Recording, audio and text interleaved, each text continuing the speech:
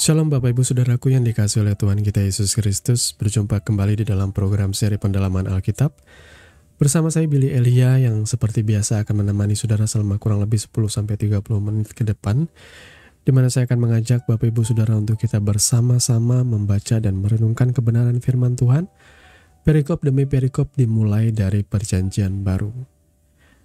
Dan di dalam seri pendalaman Alkitab kali ini kita memasuki perikop yang ke-132, yang kali ini akan terambil dari Matius 28 ayat 16 sampai dengan ayat yang ke-20. Apabila Bapak Ibu Saudara sudah mempersiapkan Alkitabnya masing-masing, saya mau mengajak kita untuk membaca nas firman Tuhan ini bersama-sama.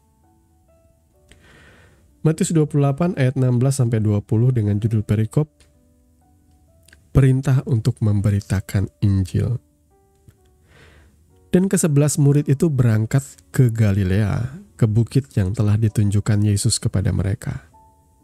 Ketika melihat Dia, mereka menyembahnya, tetapi beberapa orang ragu-ragu.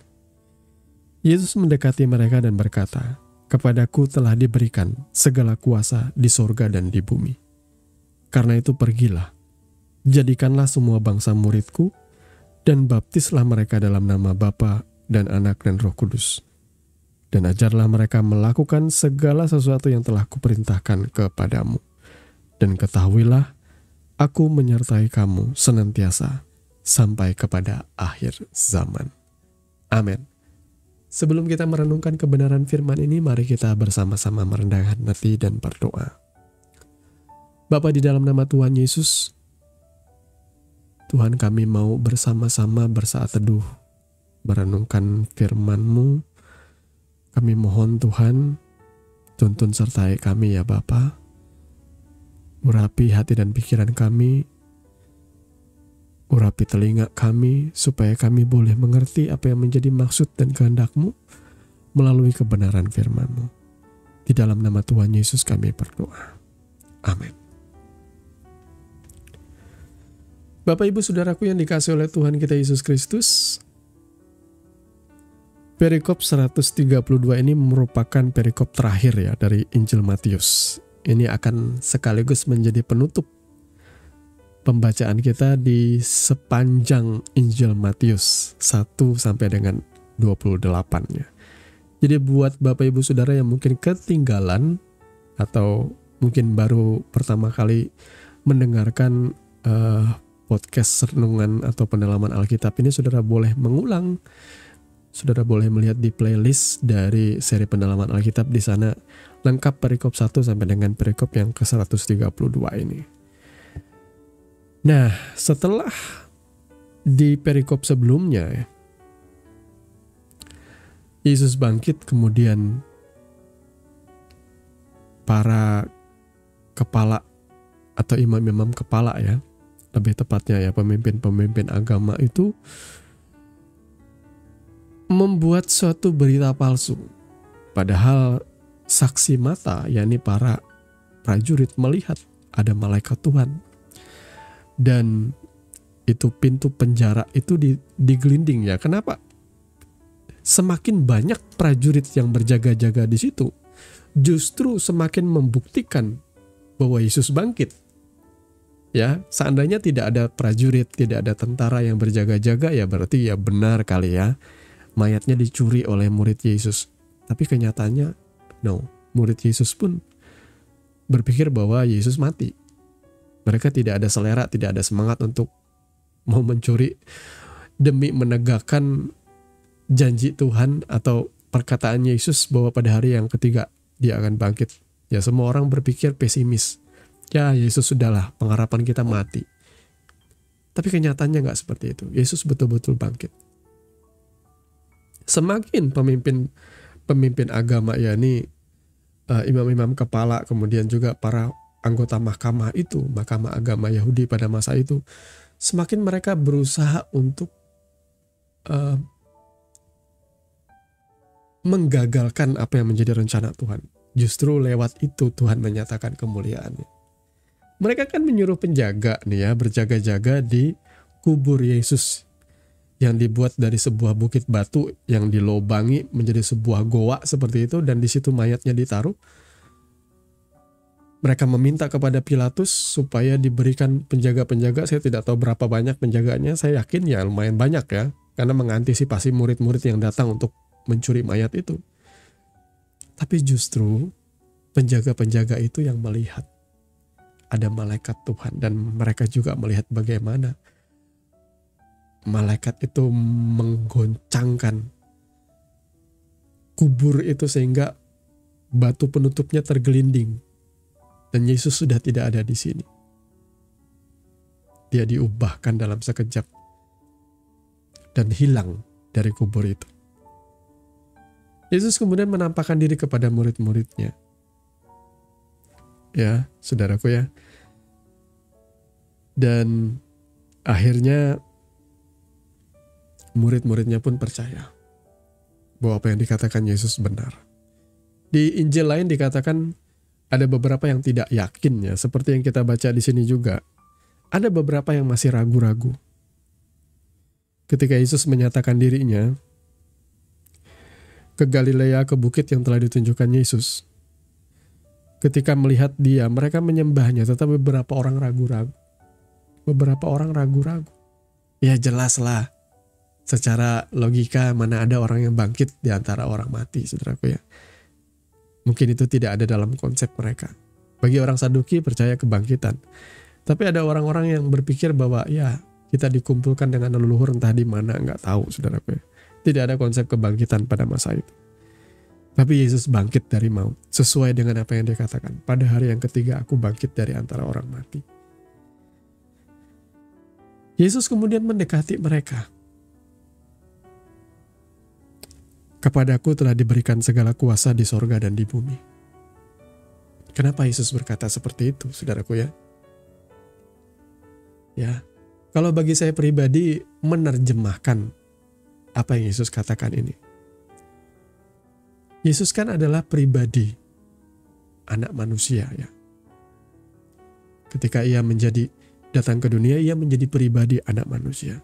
Ia adalah Tuhan. Ia menjadi pribadi anak manusia untuk menggenapi rencana Tuhan. Ia harus menjadi sama seperti manusia. Taat sampai mati. Betul-betul menjadi seperti manusia. Saudara ya, jadi di situ dia menyelesaikan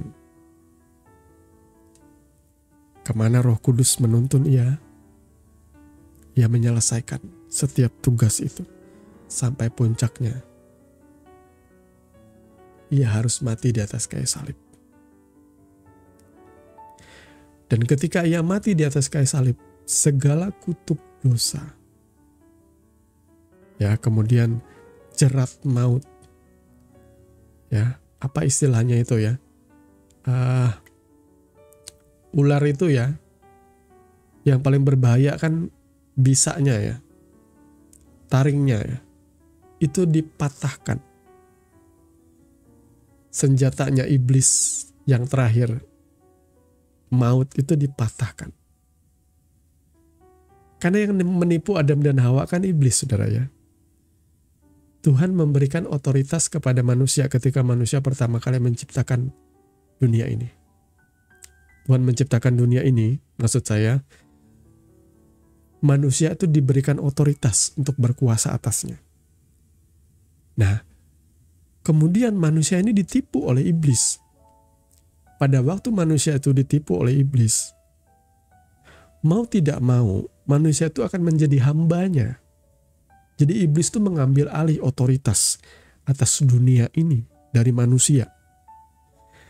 Dan ketika Yesus taat sampai mati di atas kayu salib, Yesus merebut kembali otoritas atas dunia ini. Ya, Tuhan memang punya otoritas atas alam semesta, tetapi dalam konsep ini dia berbicara mewakili manusia, saudaraku ya. Karena ia menjadi anak manusia dan ia taat dalam keadaannya seperti anak manusia, maka Tuhan mengambil alih lagi otoritas itu dari tangan iblis dalam rupa sebagai seorang anak manusia. Makanya ia berkata, kepadaku telah diberikan segala kuasa di sorga dan di bumi. Sehingga akhirnya dia memerintahkan, memberikan amanat agung. Pergilah, jadikanlah semua bangsa muridku, dan baptislah mereka dalam nama Bapa, Anak, dan Roh Kudus. Ya, menjadi murid Yesus itu adalah panggilan bagi setiap kita. Ketika kita sudah dimenangkan, ketika kita sudah dibenarkan, maka kita juga dipanggil untuk memuridkan. Supaya banyak bangsa menjadi murid Yesus. Perhatikan seperti ini. Menjadi murid Yesus. Jadi puncaknya kehidupan kita tuh akan menjadi serupa seperti Yesus. Seperti gurunya. Menjadi murid berarti meneladani, mengikuti, menuruti. Tidak hanya apa yang Yesus katakan, tetapi cara hidup Yesus juga harus diikuti. Bagaimana cara hidup Yesus? Coba bayangkan saudaraku, seandainya kita semua nih meneladani Kristus, punya cara hidup seperti Kristus. Betapa damai, betapa bahagianya kehidupan di dunia ini ya. Ya, kalau semua orang punya standar kehidupan itu sama seperti Yesus. Menjadi murid Yesus. Adakah murid Yesus menipu? Adakah murid Yesus korupsi? Adakah murid Yesus melakukan yang tidak pantas? Ya enggak lah. Kalau saudara meneladani atau role model saudara Yesus, saudara tidak akan melakukan itu.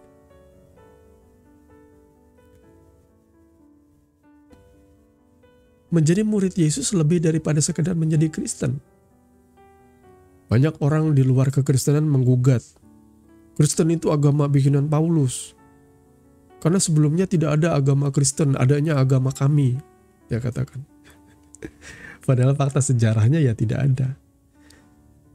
Saya mau luruskan seperti ini ya, saya tidak memegahkan soal agama Kristen. Bagi saya agama Kristen adalah satu tudung hukum saja. Satu tudung hukum yang melindungi pemeluk agamanya, bahwa ini agama resmi di Indonesia seperti itu, yang menjamin kebebasan beragama dan lain sebagainya, dan menjalankan ibadah dan sebagainya. Tetapi kekristenan lebih daripada menjadi murid Kristus, lebih daripada kekristenan, maaf. Menjadi murid Yesus lebih daripada sekedar agama Kristen. Karena semua orang bisa aja menjadi Kristen dari lahir, tapi nggak jadi murid Yesus itu bisa. Banyak orang Kristen, bukan? Banyak selebritis yang mempertontonkan, meninggalkan kekristenan, kemudian memeluk agama lain. Ya saya nggak jadi masalah itu. Kenapa? Karena dia Kristen, iya. Tapi apakah dia murid Yesus? Belum tentu. Saudara ya, banyak orang ribut. Siapa bilang agama Kristen dibikin oleh Paulus? Gak ada konsepnya seperti itu. Itu cuma konsep-konsep palsu yang beredar di luar sana. Kalau saudara membaca Alkitab Perjanjian Baru khususnya, dan tulisan-tulisan Rasul Paulus, mana ada Rasul Paulus membuat agama Kristen? Gak ada. Rasul Paulus mengajarkan tentang Yesus. Yesus. Bahkan Rasul Paulus mengatakan, ikutlah aku seperti aku mengikut Yesus. Maksudnya Rasul Paulus berkata, aku nih loh gila-gilaan ikut Tuhan Yesus. Masa kalian gak gila-gilaan? Aku nih rela menderita ikut Yesus. Masa kalian gak rela menderita ikut Yesus? Seperti aku ikut Yesus, kalian juga seperti itu harusnya ikut Yesus. Gak ada Paulus itu membuat agama Kristen seperti yang dikeluarkan orang di luar sana. Saudara ya, saya tidak sedang membela sebuah agama, saya sedang berbicara sesuatu yang esensi. Menjadi murid Kristus itu lebih daripada sekedar menjadi orang Kristen. Saudara sekarang lihat KTP-mu Kristen, tapi saudara lihat buah kehidupanmu. Murid Kristus kah?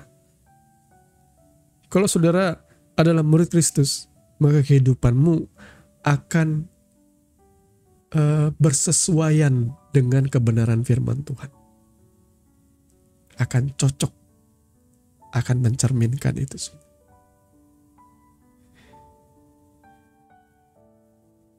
Tidak hanya di sini dikatakan tidak hanya baptislah mereka, jadikanlah segala bangsa muridku, baptislah mereka dalam nama Bapa dan Anak dan Roh Kudus, juga dikatakan di sini pada bagian terakhirnya, ajarlah mereka melakukan segala sesuatu yang telah kuperintahkan kepadamu.